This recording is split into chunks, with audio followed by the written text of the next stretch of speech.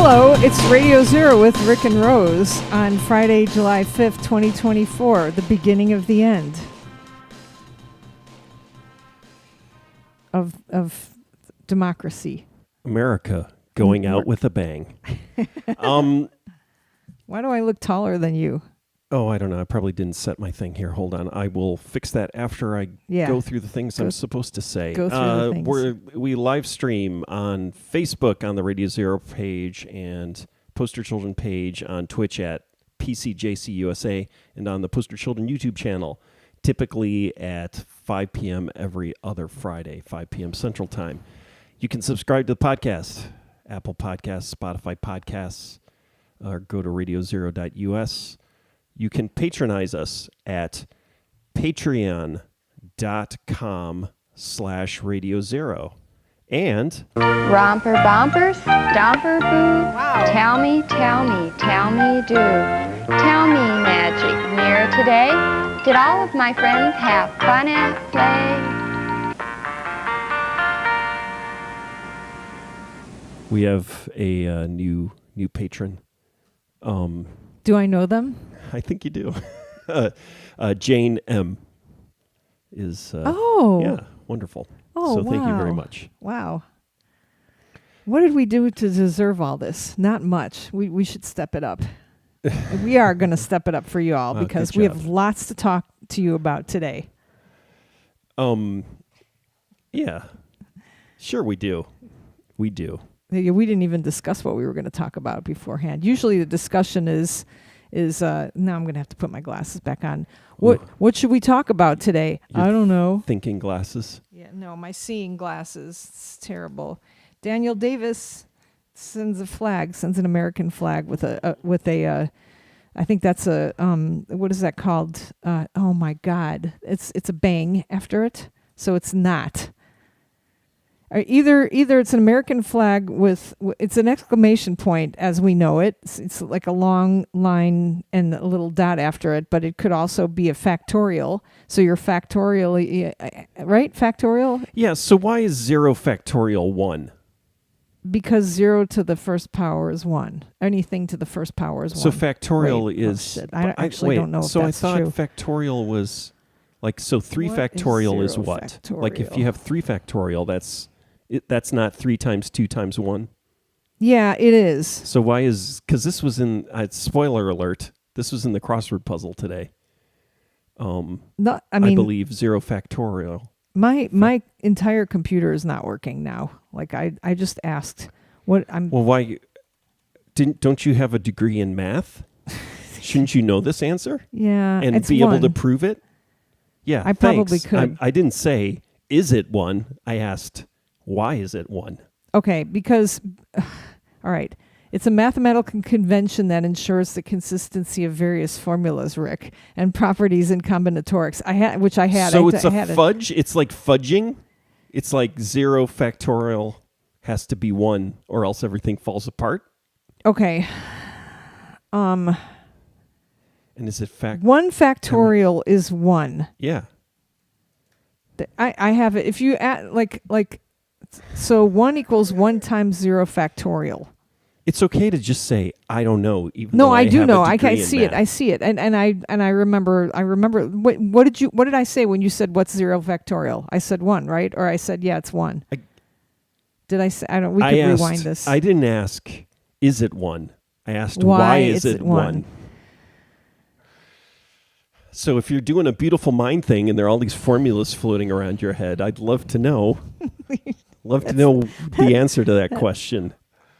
So 1 factorial is 1, right? 1 factorial is 1. And so the factorial thing goes like 1 times 1 minus 1 factorial. And then 1 equals 1. I'm looking at it right here. I'm not gonna explain it. I'm not gonna explain it online. It's yeah, but that fine. was so 1 factorial was in the crossword. No. Oh, 0. 0 factorial was in the and did you have to write like ONE or something? Yes.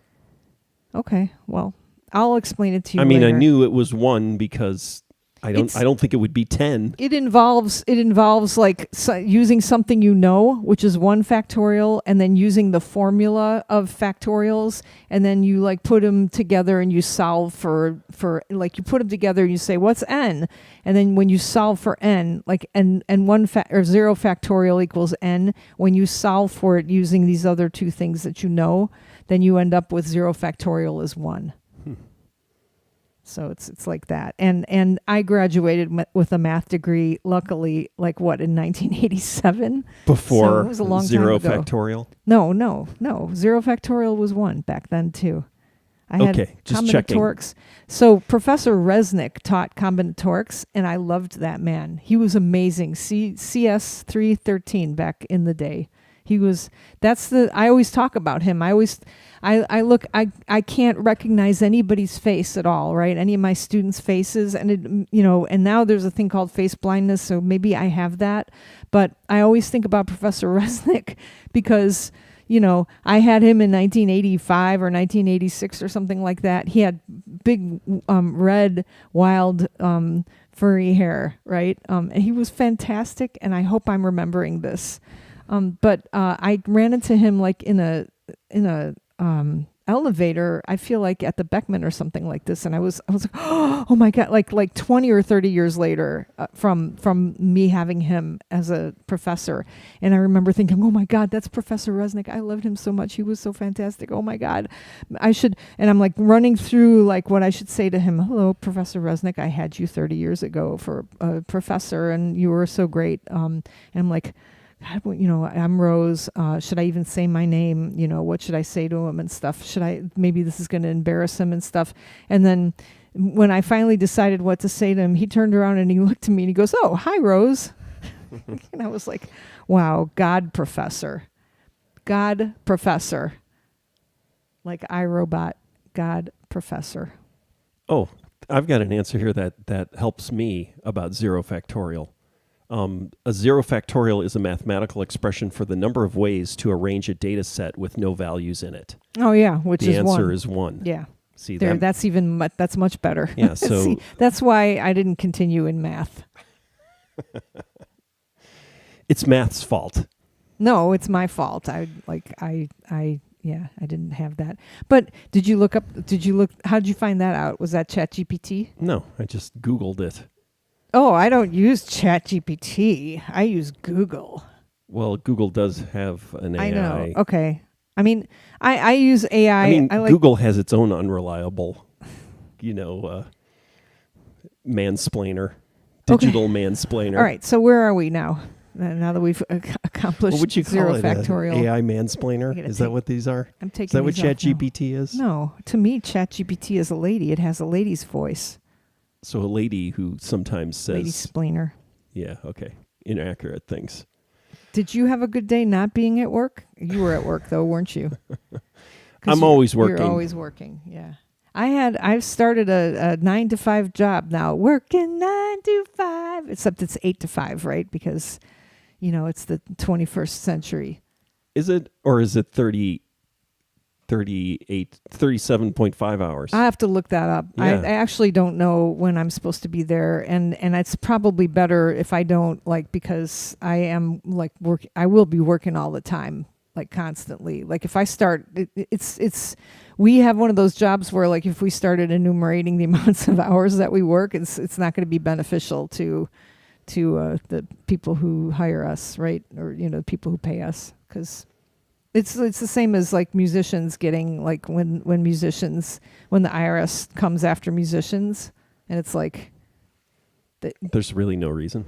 Well, no, Yeah, they there's usually no money. find out. They usually find out that they're owed money or something, right? I remember hearing that. Yeah. So, but everybody knows, creating music it's a 0 cost pursuit. Yeah. But anyway, so I've been sitting in an office, enjoying the fact that, enjoying the fact that I'm not outside in the summer. That you have a job. First time not being outside in the summer. That's that meme now. Is like all the Gen X movies are about people who have good jobs and they can't stand it. It's yeah, Fight Club and Falling Down. It's Yeah. employed people. Yeah, who I are can't. unhappy. That would be like a really fun. That would be really fun. Like looking back on Gen X movies. Like you throw in, because the kids, the what, they're not the Gen Zs we're talking about in our house. We're talking about John Hughes. Just like the whole like, oh, remember the rape, talking to another Gen X or my sisters or something about like, remember the rape scene in not Pretty in Pink, what is it? 16 Candles. And they were, what? There's no rape scene? Oh, like that sort of thing. Yeah. Mm-hmm. Yeah, that's cool. So like the rape scenes that we didn't know were rape scenes, there are also like people being angry that they have good jobs. Like, I'm going to throw it away and become a musician, right? That's in that what's that book? The multicolored, the nicely colored book that I haven't finished reading. I don't classify books by Generations book. It was on your desktop for a while. Your oh God. You mean like 25 or 30 years ago? That book? No, this year. Shit. Sorry. Yeah. I'm sneezing. I'll bet I could ask ChatGPT. Okay. So what do we have anything to talk about? That was it. That was the big thing. I thought that was going to take up an hour talking about zero factorial. So like yesterday you were like, I have something to tell you about President Biden, but I'm going to No, wait. it's not about President Biden. Oh, it was It's about not like zero I have factorial? It's not some big reveal. Do we want to talk about our vacation and then transition into the debate, or the hellish, Sure. the end of the debate was during the vacation, right, wasn't it? exactly. So we can just kind of lay the debate, put the debate in the context of our vacation. Yeah. The debate, the ruining of our vacation. That seems like some sort of proper podcast narcissism. Yes, It's like yes. just So Rick and I were on vacation structure our interpretation of world events through our own vacation. So we went on a vacation because that's what one does. And we went to Michigan because that's what Illinoisans do, I guess. Like annoy. Who put the annoy in Illinoisans? But I wanted to go. I wanted to go like to Texas or like somewhere hot, somewhere nice and warm. And yeah. you got everybody's like, let's go somewhere cooler than where it is here. And I was like, why would you do that? I've never even heard of a vacation in a place that's cooler. That's not like a foreign concept to me, to go somewhere that's cooler than where you live. But it was in the 90s here. Did your family ever go to Michigan on vacation? No, only if there was a tennis court there. Well, no. yeah, you say that, but so was there ever a tennis-focused No, vacation? no, I in never Michigan? went to Michigan. No. I went with like a friend like 5 years ago or 10 years ago to Michigan. Like Right. I checked out there. No, we never went there. We went to Rockford because there were tennis courts there. Rockford, Illinois. And then we went to Florida all the time because we had a timeshare there. And then but California. you'd been to, we went to California because we had people there. So we went to Michigan, and it was your suggestion. It was beautiful, and we tried to figure out.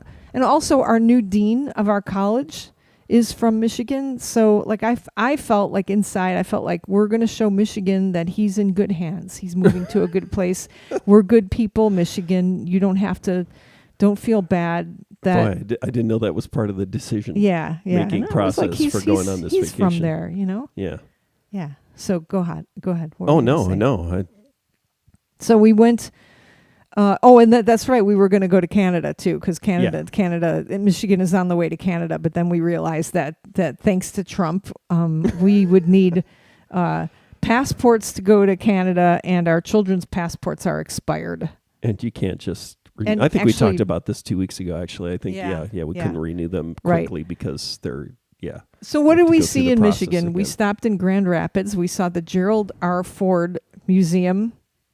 Yes, attached to the DeVos Learning Center. So seeing Which was pretty blank. There wasn't much in there. there wasn't much going on. Yeah. Learning was in quotes. Realizing that like it was Amway Central. Grand Rapids is where Amway started, and then that spun me off into thinking because all that stuff with the Amway this dude. Like, American Way, and then You that were- record. Have you ever seen the record or heard the Yeah. record that the guy who formed Amway is like kind of tying in sales and the American, like talking about America as if it's a product to be sold, selling America. I think it's called Selling America, famous, recording. And oh my God, that needs to be redone. Oh, Selling yeah. America. and That's the new Salaryman record. a few years ago when I saw that record, I realized, this, and it was kind of, he was a strong supporter of the sort of conservative branch of the Republican Party, and DeVos, Betsy DeVos's father-in-law, I can't remember how she's related. She's either is she direct child of him, the Amway guy, or is she this daughter-in-law? It doesn't matter. Can we? Well, have it does like matter. Actually, Okay, I guess it does all right, matter. Before this starts, But can that we idea, have a safe word? but that idea that that whole narrative about America, this kind of conservative Reagan narrative about America, it's a multi-level marketing scheme. It's like Amway. It's like the way they talk about America and the way trickle-down economics, all of that kind of stuff. You'd say, oh, this is, some sort of, philosophy, research, conservative idea. But really all it is multi-level marketing garbage speak, salesman talk converted into a political platform. And we're at the end times of that, right? So what I late stage wanted to- capitalism and multi-level marketing and the American dream, the way it's been portrayed and the way the economy is now set up, right, is all based on this, Amway type pyramid scheme.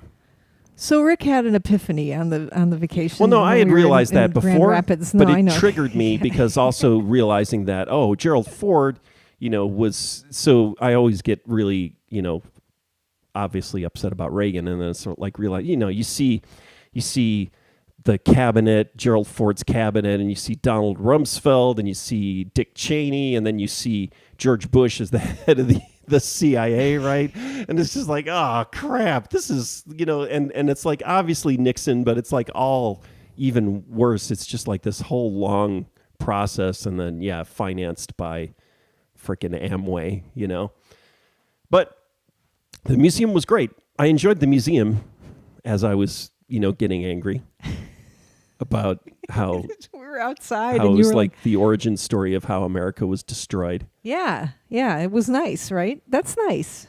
Yeah, you got to, I forgot how many, like they had the picture of Squeaky Fromme and then actually had her gun, and then like the special coat Ford had to wear, the bulletproof jacket he had to wear after two women tried to kill him. Two different female assassins went after him, which was also, I totally forgotten about that. That was really, it was kind of neat. You had your Patty Hearst, you had your Squeaky Fromme, and then you had, I can't remember, Susan, what was her name? The other woman who tried to assassinate. It's just like it was a very, empowering time for like women, not I'm Yeah, there it's was like kind of joking, but I'm saying like, in the same way, there was progress being made, women's rights and everything like that. You also started having, female assassins, and Betty Ford had breast cancer. There Betty was like Ford? a little breast cancer display for with her, and right? tons of ERA stuff. Like Betty, Yeah. that was also like where you see the total like switch there, where it's like, Betty Ford, a Republican, wife, first lady, wearing an ERA button, and it's like, wow, that's actually the turning point right there. 1976 to 1980, it's like that can never happen again, right? It's like, oh, nope, not going to have a Republican woman being for the ERA, right? That's Phyllis Schlafly stuff. Phyllis Schlafly destroying all that, right? Yeah. You should write a history book. Rick's History of the United Rick States. rambles about history. Yeah. Larry says, I had a guy come up to me once and tried to recruit me to join Amway. I told him to go to hell. And he's got hell is capitalized here. And now that man is running for president of the United States for a third time. Yeah. Anyway, all right. So the Gerald R. So what did you think of the people of our fellow compatriots who were in the museum? Did you enjoy interacting? I tried with not them? to. Yeah, there were people bellowing about bullshit in the gift shop. Oh, which I yeah. totally tuned out. Once I heard the guy saying, "Well, blah blah blah," it's talking to the guy behind the counter. I was like, "Okay, I'm His not going to little listen." kid. I'm like, Yeah. put my hands over my ears because I didn't want to hear. Like, it's one thing to listen to some numbskull talk about how great Reagan is, but then it's like Gerald Ford, like, which was the one thing I didn't get. I didn't feel any closer to the man or know anything about him or feel like he was more human. Like going through all that. The one thing was interesting is that his mother got divorced in 1913, or that when he was born. But it was like, Yeah, you got all excited about that. like his I don't was he even born Gerald Ford, or the woman she married later, and his stepbrothers? I think he's named after his stepfather. If I'm I right. think I may have taken pictures of the display with that. And then also his report cards, shitty grades, total, football, sporto, Republican, white man, and didn't seem particularly exceptional. But I like the museum. It had lots of cool stuff in it. Yeah, sports gives you confidence, Rick. Yeah. And then the Warren Commission, I forget all this stuff that he was on. Gerald Ford was on the Warren Commission, so it was it's just like whole. Like, did you feel like when you were? So for me, they had a Jewish Bible there too. That was nice.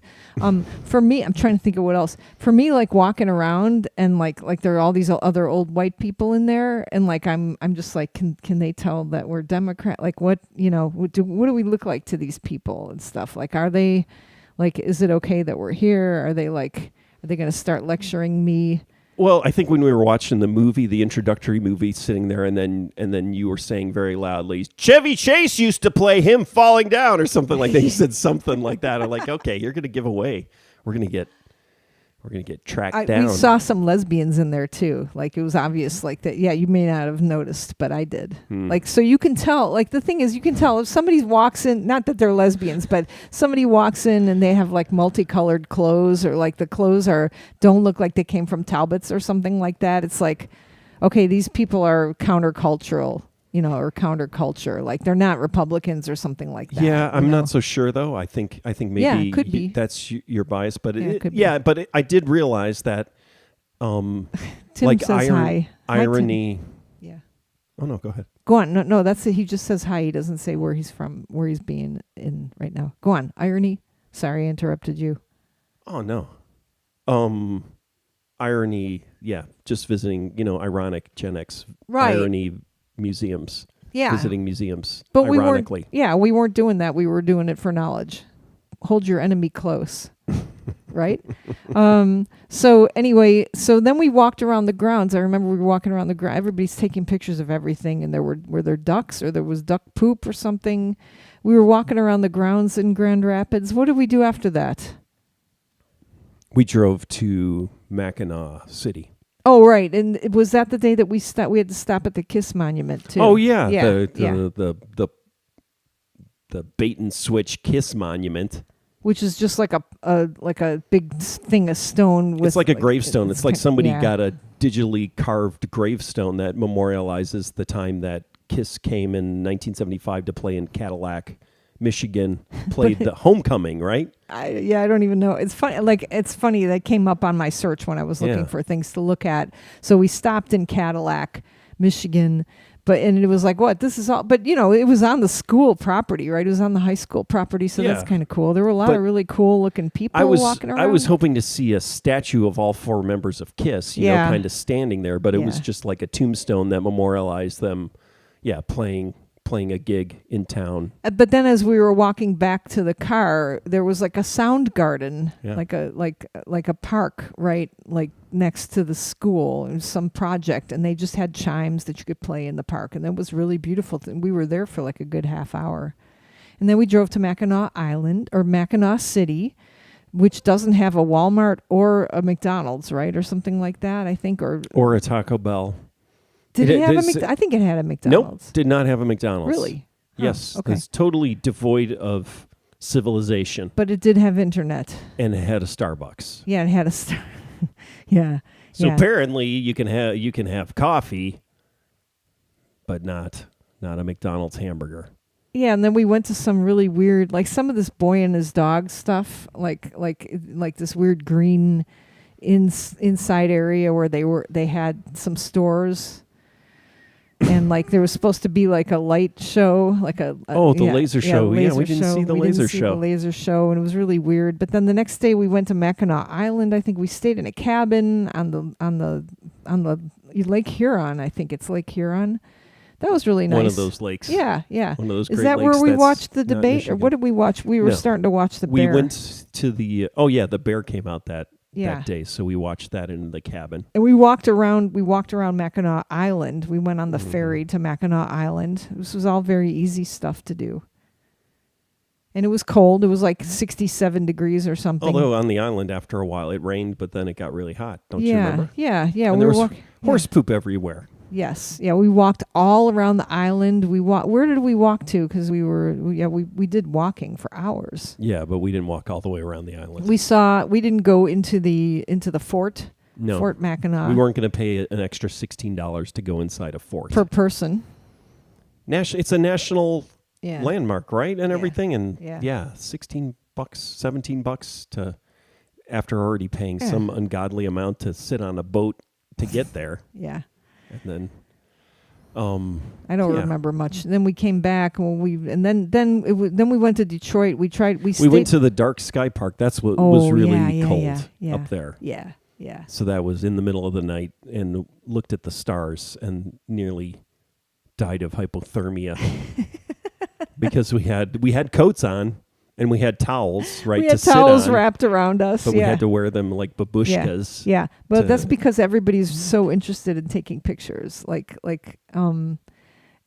thought it was. I love that when you guys are all taking pictures and stuff. But especially, Dairy King had the tripod out and everything. It got some great photos, right?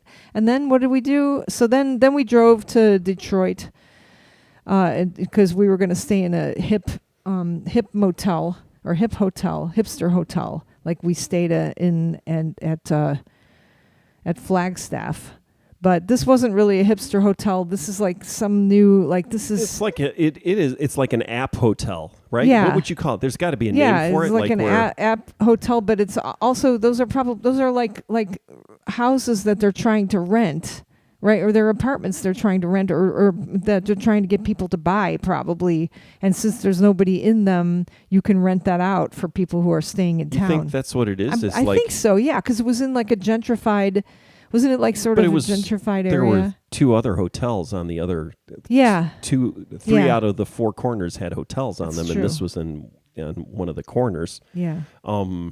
So, and then we went to the Detroit Michigan Central Station, which I think that I keep talking about it. I don't know if it was the high point of my vacation, but it's what I remember. So, the Michigan Central Station was closed. What year? 1984, I think, or 1985 maybe. Yeah, and train station, and then they have the Ford company has put money into it to turn it into an innovation hub for innovator people. It's some kind of gorgeous. It looks office building now, but they have open houses on Friday and nights and Saturdays during the day that you can go in and see it. I mean, and so if you're in, like I was in, so you walk in, like you stand in line to get in, they have a logo that's OPEN, like love, like the Robert Indiana love, right, sign. And it's like totally hyped up, it seems like. But when we walked in, it kind of looks like Grand Central Station, or not Grand Central Station. It looks like Chicago Union Station. Was it Union Station? Except it's not. It wasn't active. It had been closed down, abandoned, falling apart for 40 years, and they restored it. Yeah, they restored it, and they've got pictures all over of how it looked. It was falling apart. The ceiling was fell apart. There was graffiti everywhere. The walls were falling apart, and then they have pictures of the builders, rebuilding it. And then there's and when you first walk in, there's like a projection map cube, like a giant cube, way bigger than people, and you can stand there with like 100 people watching the video on it. The video is beautiful, and there's this beautiful music.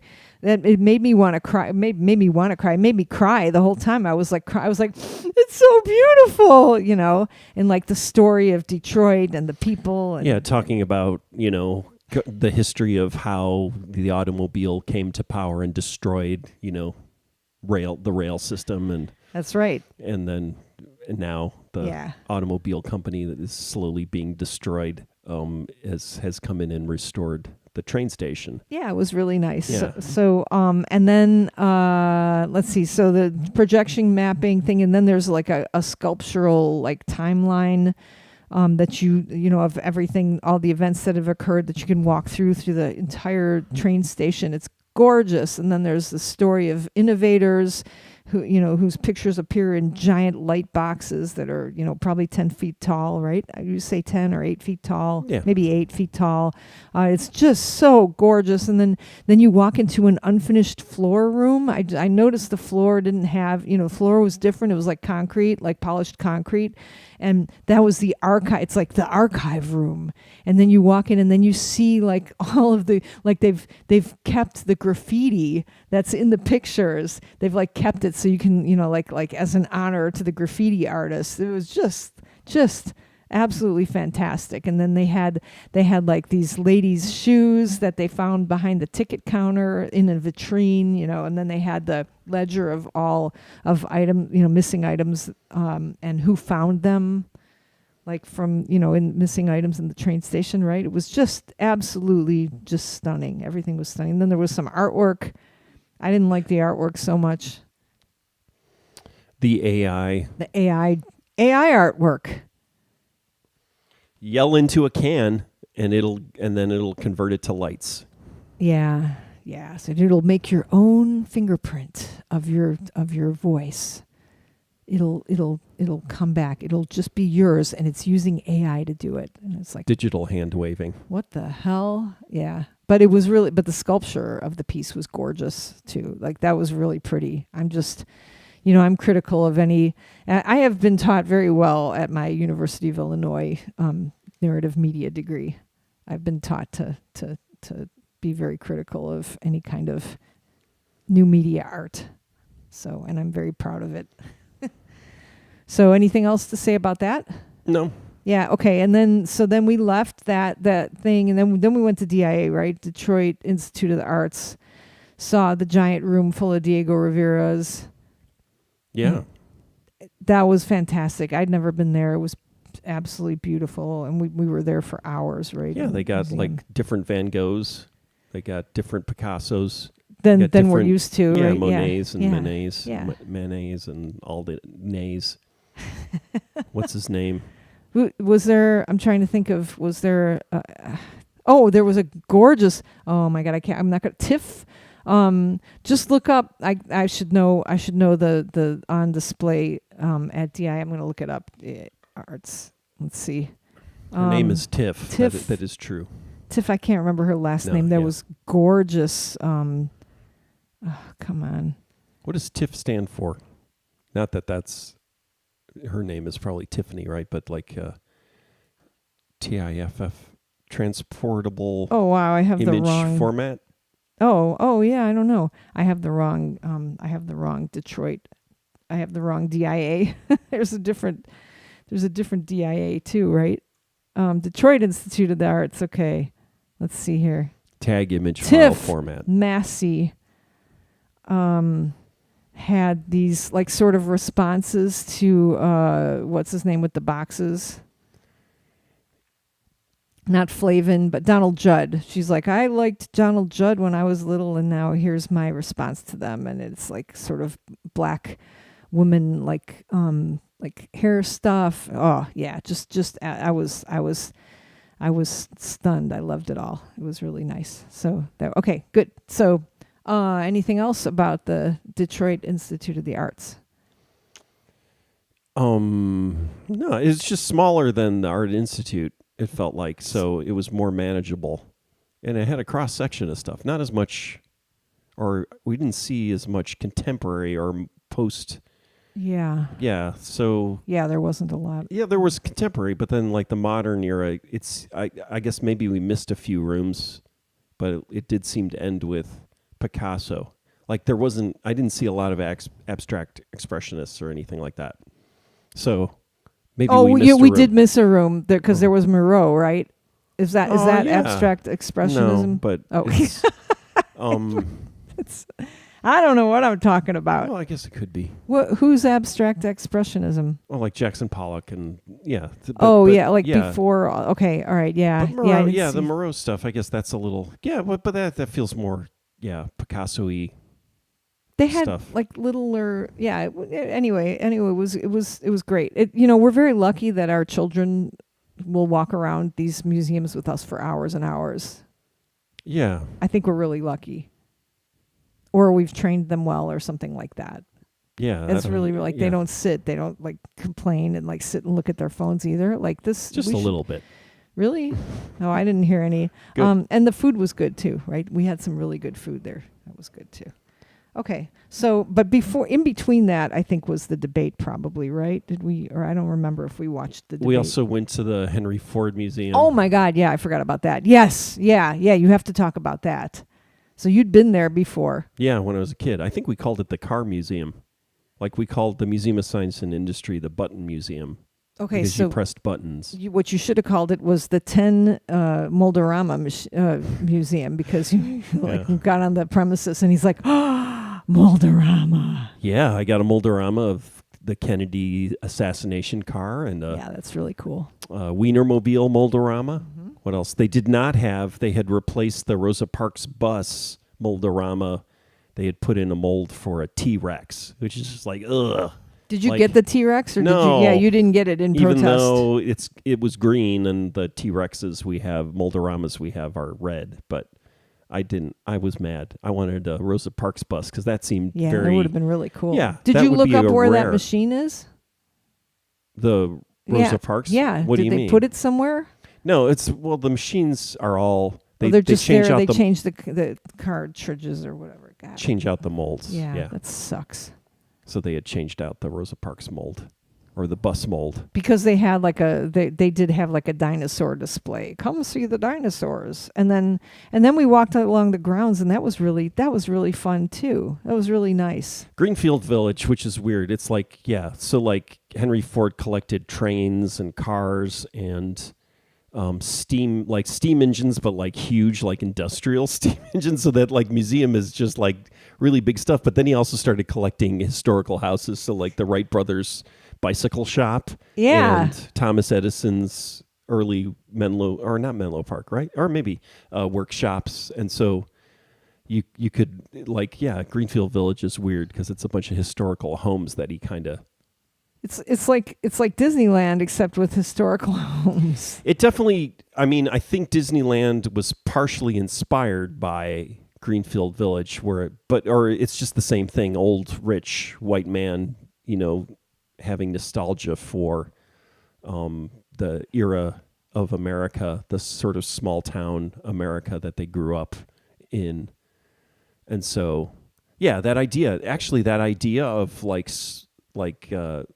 Anytown USA and like I remember somebody talking about how Main Street USA, right? That idea, that perception of what small towns looked like is all based on just Walt Disney's idea of what he thought of Kansas City looking like, or what Kansas City looked like, and then how he sort of romanticized it at Disneyland. But then it's also Henry Ford was kind of doing the same thing with Greenfield Village. It's like just all these historical, buildings and a very specific, like people, riding horses and then old, cars. Lots of horse poop in Michigan. Michigan is for horse poopers. Blacksmiths, things like that. Yeah, so to me, like Michigan, I came away with our vacation in Michigan thinking Michigan is for innovators, or was all about innovation. Like that's their like. Well, it was like the Silicon Valley of the automobile age, right? Yeah, it's cool. It was like things blew up there, during the dawn of the automobile era, and not just Henry Ford. It was like hundreds of people building cars, startups. Hey, Sarah Hammer says, hi, Rick and Rose. No one was talking to me on YouTube, so I jumped over here. I don't usually get to hang out live, but I have the day off work, and I'm hiding inside from the heat, doing some sewing while I listen. Like a sensible person. No, Hiding it's inside not that, from the heat. It's not that hot out here. But that's what I was wondering is, do I need to go onto YouTube and start answering people there, too? I probably do. Yeah, I don't know how to do it. Yeah, and some Twitch way also. To combine everything, but then I think I have to run it through Restream. So I don't know. It's hard. Yeah, there is some way to do a sort of combined chat, but then I think it's on Restream instead of on the other platforms that are streaming. I don't know. And then you guys will hear there will be all kinds of echoes and stuff. But yeah, we should do that. Like especially, yeah. So, and Larry says, how much are the Moldoramas now? He remembers paying $1. They're $5 now. $5 everywhere. So yeah, wow. When I went to the Field Museum, yeah. Oh, just last December I went back there. That's right. And they're $5. $5 each. So inflation. So speaking of inflation, all right. So we watched the debate. What day did we watch it? The same day as it aired. And what day was that? Because I can't remember. Was it Thursday? It was Thursday. It must have been Thursday. Is that right? important? Yeah. Okay. So Oh, hi. Sarah's in San Jose. Good. And Larry was just curious. Okay. So the debate. So what I said right before? I was like, it's going to happen. Trump's going to just walk off the stage. I'll bet he'll just be angry and walk off the stage. Wouldn't that be great? Yeah, that would have been great. But that's not what happened. If I don't know if anybody knows, but that's not what happened. That's not what happened. No.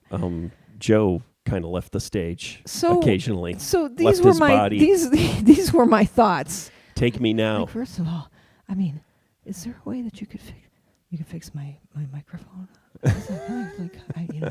So you're talking about the engineers. Yeah. You're saying, yeah. I noticed this. Like, I'm like, why don't they? Okay, there's something wrong with his mic. There's something wrong with the sound. Can they just turn up Isn't there a way to turn that up?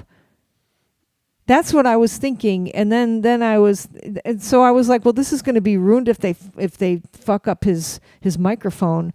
But then, and the thing is, like, if he was able to speak if he was able to speak with the same clarity as Donald Trump, just the same fucking words, but with the same clarity, with the same audio quality, I think then people would be like, well, they're both crazy. They're both old men, but I really think it was the sound quality of his voice that really messed everything up.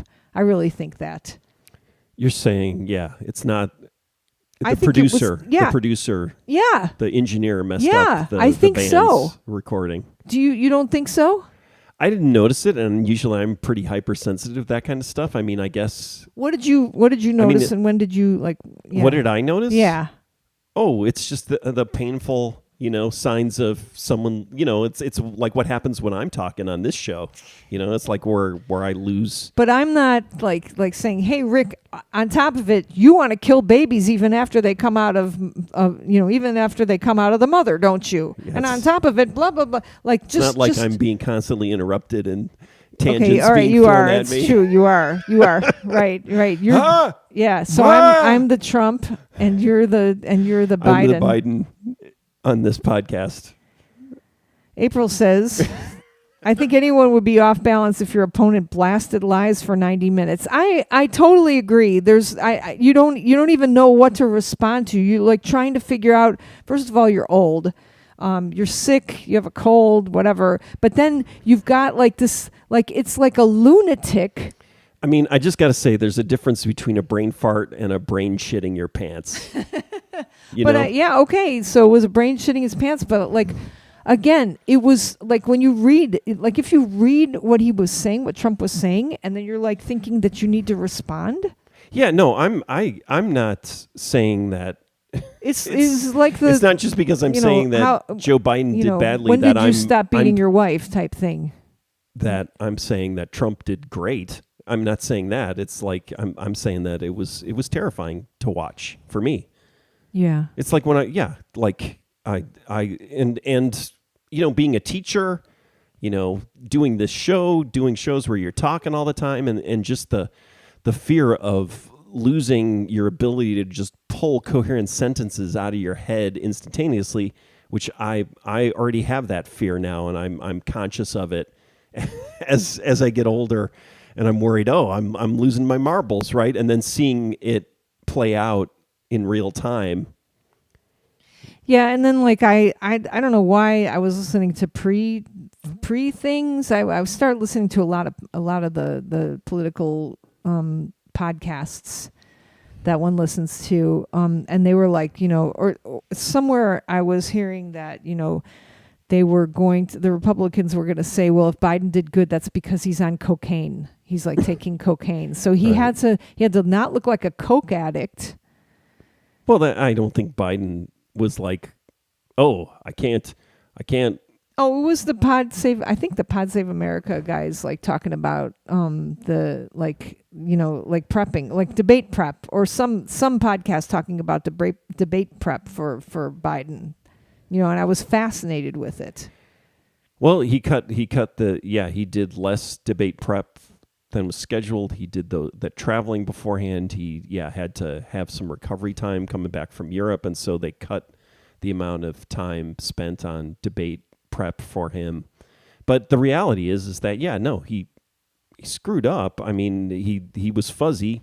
He lost it, right? And so and that's scary.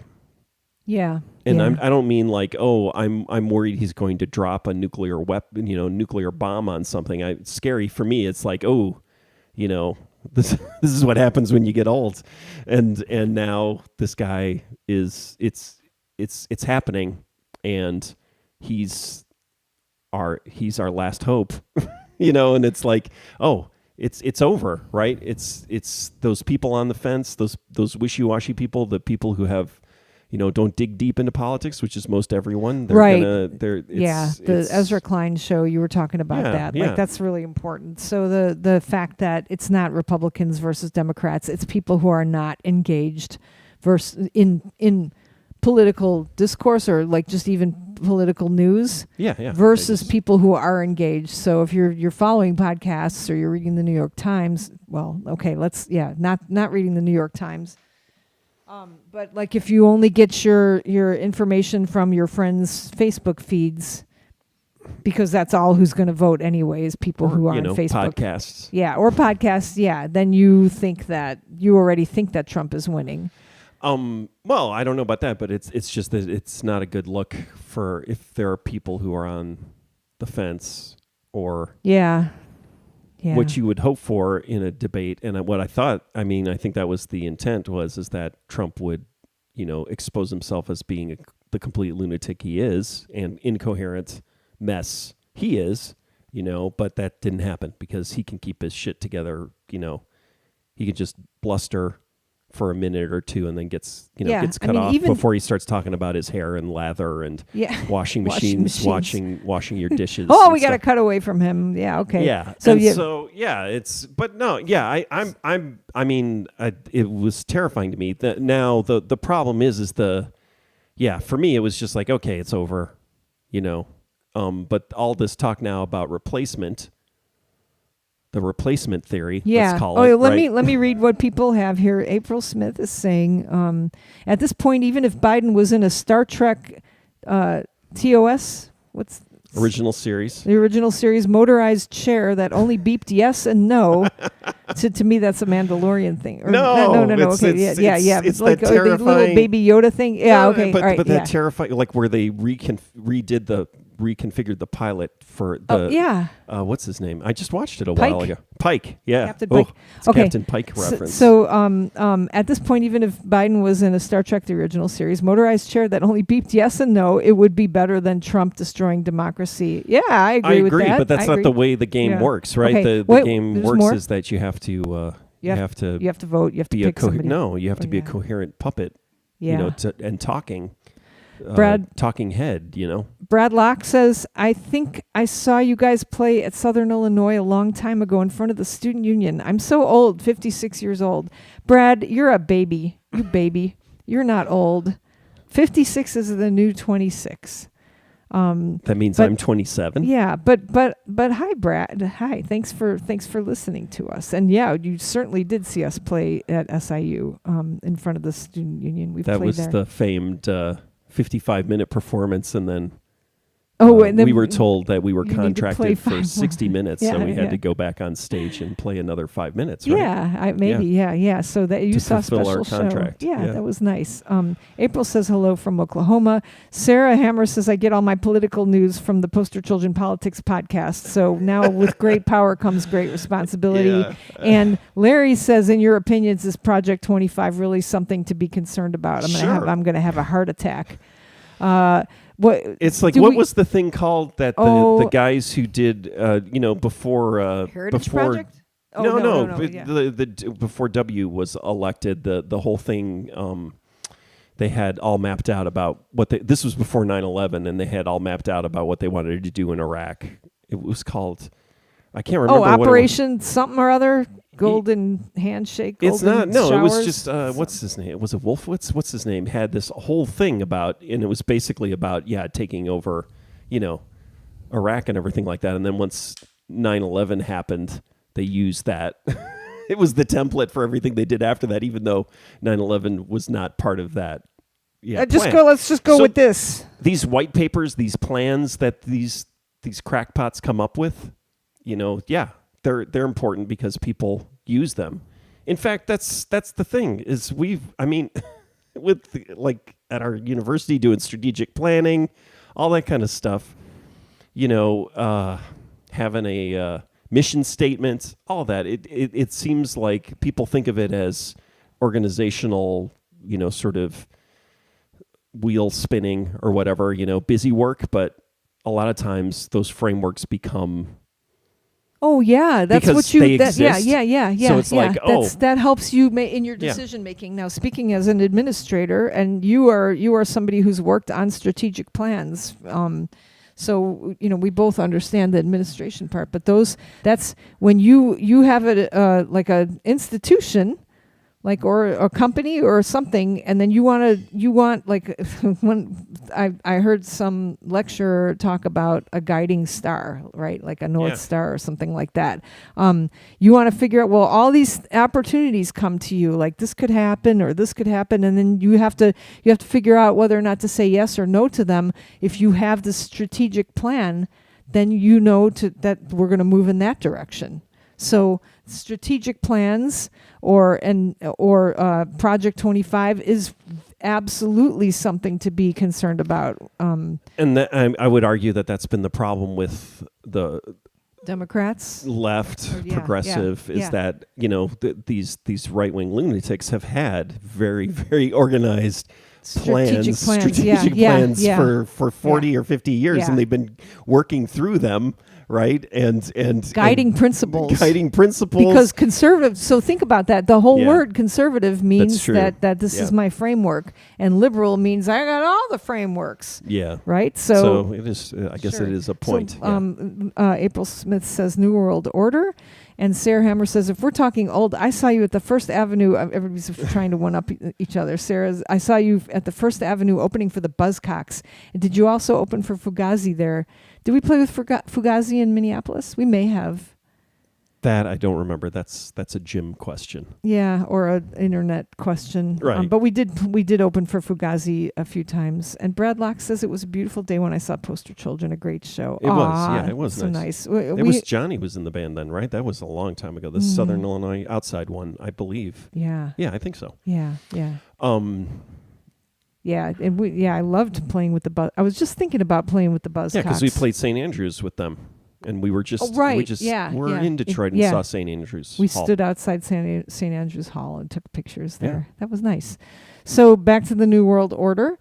Yes, be very, very concerned. My God, Joe Summerall says, I saw you at the Last Supper.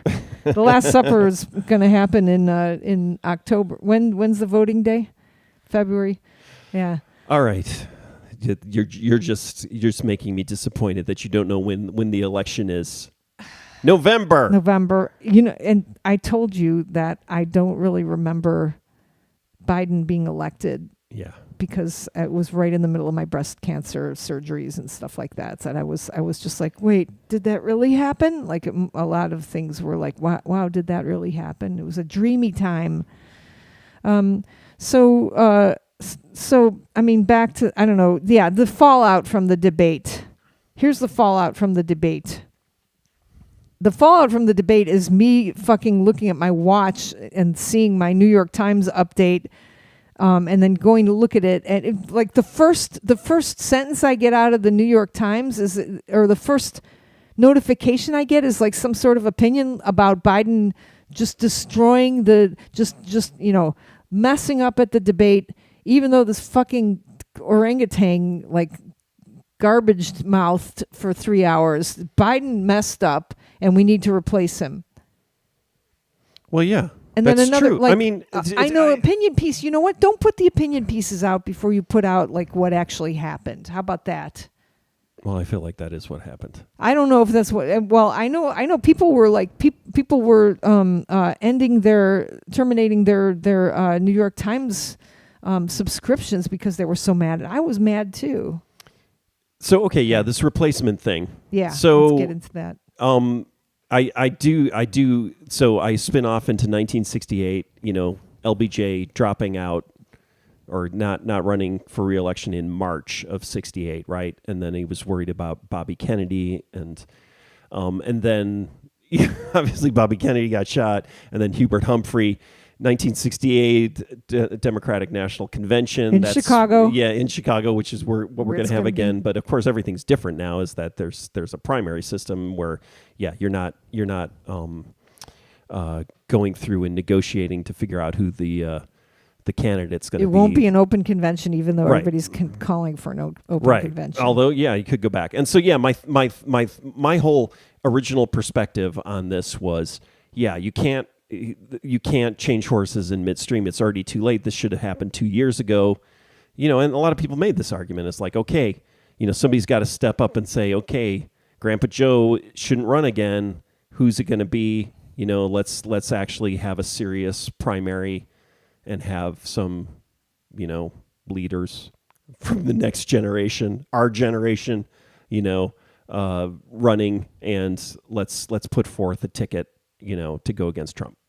That's not Grandpa Joe. And so but I already feel like it's too late because, everything will fall apart and it's just handing Trump the election if now we replace the head of the ticket. Yeah, right? You were saying that even before we maybe you probably already thought it through anyway, but logistically you can't because all the money belongs to the campaign, right? So the campaign funding, the DNC has... So Kamala Harris, and if we do replace him, it has to be with Kamala Harris because if we pass over her, it's going to look really it's going to upset. So here's the thing, though. Yeah. Let's be honest about fucking America, right? So Hillary Clinton, right? I mean, so basically, the reality is that I don't believe they're shifty. They have sex with other people. I don't believe. Women. I'm not entirely confident that our country is going to step up and elect a woman. I think. What about a gay man? A gay white man. It's I feel like it's entirely possible that we'll have a gay white man as president before we have a woman. I mean, What about a gay white woman? What about first of all, is going to be a black woman or a white woman? Do you want me to rank the yes, possibilities? let's rank the possibilities. I don't want to do that. I feel like it's going to spin off into something terrible and has. toxic. Yeah. We've got Cody B saying, fuck the government, they suck. And Stephen Williams saying, guaranteed at least half the secretaries of state from red states will do everything they can to prevent a new Democrat from appearing on the ballot in their state. Oh, yes. Yeah, interesting. Yeah. And we got, but here's the other thing, though, is that I have that theory about kind of the media technology and certain types of presidents get elected because they resonate with the current form of media. So, obviously the television president thing with Kennedy. And then I always thought of Barack Obama as a Facebook president. right. Or candidate. Right. And then Trump was a Twitter Yes. candidate. Yeah.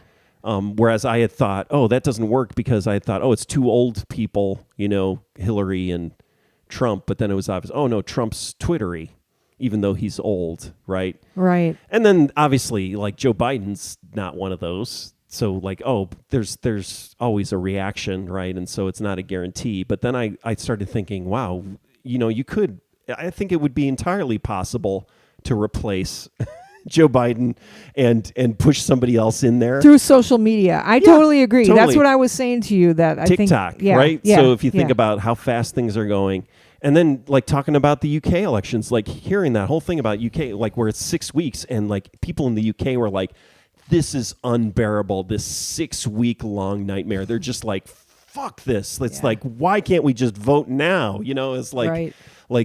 and it's like, yeah, this 2 year long process. And it's like, I think it's entirely possible somebody, God, I hope it's not Robert Kennedy Jr., but like somebody flies in, and you could get elected, with 3 months lead time, right? What about Pritzker, who I love? Yeah, and so Pritzker, I don't so want that's him the going thing, away from is us, like though. Pritzker doesn't even show up. Like, so there was that New York Times He gets op-ed, Yeah, he gets mentioned a little bit. but there was a new one where it was like a bunch of people people making an argument for different governors, and then somebody makes an argument for Joe Biden, but it's like, He Gretchen wasn't. Whitmer, yeah, No. and Pritzker's not in there. He's not on the Maybe list. that's still okay. He's too liberal, I think. Although he's great, I like him, but I think love him. Yeah, no, it'd be great. And then we'll go back to my, Mary. What's her name? Marianne Williamson. It's like whoever can do that, like her woo-woo thing, like that. I remember the last time, 4 years ago during the primaries, where it was like, yeah, she's a crazy person, but like the way she's talking about stuff in that spiritual way, but she's, progressive, right? The way she was talking about things. I have to listen It's to like, that again. I never listened to it. We got to get a frickin' woo-woo magic, crystal whisperer kind of progressive. Well, so somebody, like I think, Kamala Harris. No, I don't think she can do it. I don't think she. maybe I think doesn't have she. the- I think she has the. Well, maybe she could. She could, turn it around. I mean, because I think she's not in she's front of the been- public a lot. Yeah, that's the thing. Yeah, is yeah. She needs to come out. She hasn't been. I think people have a perception of her. Nobody. Yeah. But she, in theory, she could haul off and do some kind of magical woo-woo thing. And So, and make it so. April Smith says Trans Am Liberation, one of the political themed albums, came out during the Bush era. That might have been I think that was response to something that happened 4 minutes ago. One of the best. Larry says the 13 points guy Alan Lichtman says it doesn't matter how bad Biden did. He said Biden should stay in. Sarah Hammer is putting in a vote for Buttigieg. Yeah, and yeah. Or may have just said that because I was talking about a white gay man would make it in. Sarah said I heard about that too, Larry. Apparently he's only been wrong once. Yeah, that 13. guy. Oh, the 538 guy? No, different guy. He's got this formula, and it's all about incumbents and all sorts of things that he uses. Brad Locke says I just miss Bill Clinton and even the first Bush. Yeah, it's a sad time here, Brad. Larry is saying to Sammer, you're right. He says as of now, Biden is ahead on the 13 points. Have a while yet to go yet. Let me see what's on the other side here. We're good. Okay, we're caught up. And so debates sometimes are important, sometimes they're not. And so, I mean, it's good they got it out of the way. I mean, is there going to be another one? That was the mistake. They probably shouldn't have done it, right? Because that was the thing, is like Biden can still, teleprompt and go on script and stay on script and be a rousing, speaker. But if it's the improv, you can't do the improv anymore. So, what strikes me is that, like, I remember the Obama response was, "Oh, well, I had a bad debate also, if you guys remember, and people were shitting grapes or whatever." He didn't say that, but I'm saying that. And somebody else kind of saying that, well, this is going to blow over because the American public has, like, no attention span at all. Yeah. So that goes back to this thing, though. Yeah. Is that the cycle is so fast. But they do have enough of an attention span where, like, Hillary Clinton, her emails, I don't think we can elect a woman because she's, bleeds once a month, and then it's all over. She didn't get elected. But that happened right near the end, right? There was some kind of thing that happened. Yeah. James Comey or like something went wrong, right? Yeah, so it's right. And but something went wrong with Trump right at the end, which was the whole, grab him by the pussy. Yeah. Thank you. That was not at the end. It was October, wasn't it? Really? Yeah, I think so. Maybe not. And again, that's not. There's a different thing for a man, like you're saying. Like you're right. like the guy says, grab him by the pussy, and then like 110% of the Republicans grab their crotches and go, yeah, I think I like this guy. I'd grab a woman by the pussy. So, and when I say 110% of Republicans, I mean 10% of the Democrats. The swing voters. Okay. Fuck everybody. You're right, Cody. Well, but you still have to vote, and you have the problem is the Project 20. What is it? Section 25. Project 25. The problem is please, this. let's not look it up. Deride our factory records. Well, that was named bans. after some kind of Nazi thing, wasn't it? Section 25 also? Oh, no, I have Jeez, to look those it up. guys, everybody on that. Yeah, what the hell? I don't know if that's true. It was a different time. Yeah, a kindler, gentler time.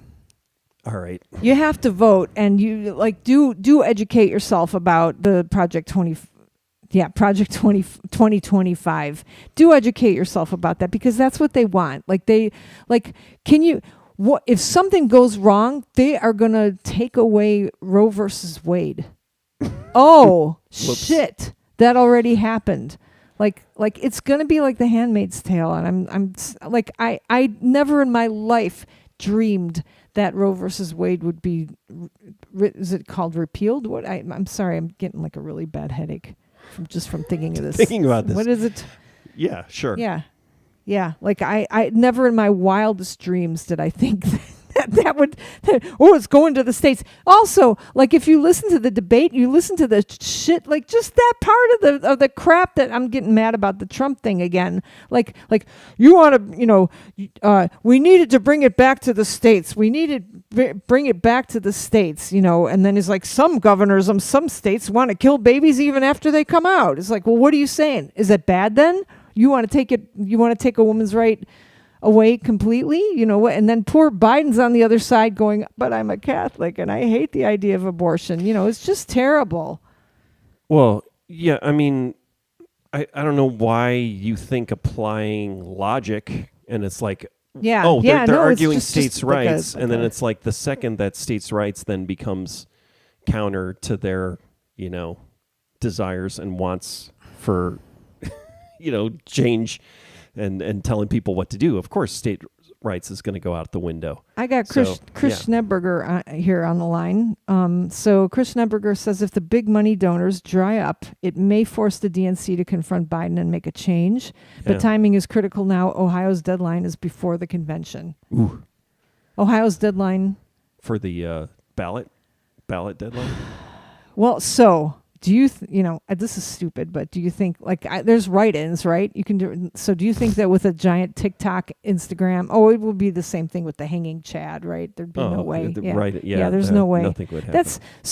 That's the thing, is like the reality also is that you wouldn't have the new Democrats, that you wouldn't have the new Democrats' name on the ballot. So if Biden withdraws, then would you just have ballots with only Trump on them in Nevada and places like that? No, I don't. Like no. if a new name doesn't go on, would the old name stay on there? I mean, for most places though, I think they have to put on the ballot the person, that gets nominated or at the convention. I mean, that's July, right? I mean, I don't know. It's 3 months before November, right? Cody says the Dems need to pick populist candidates. Obama was one, Bernie was another. They keep blowing it with their anointed candidates. And he also says they changed the Ohio deadline to September, I believe. Okay, good.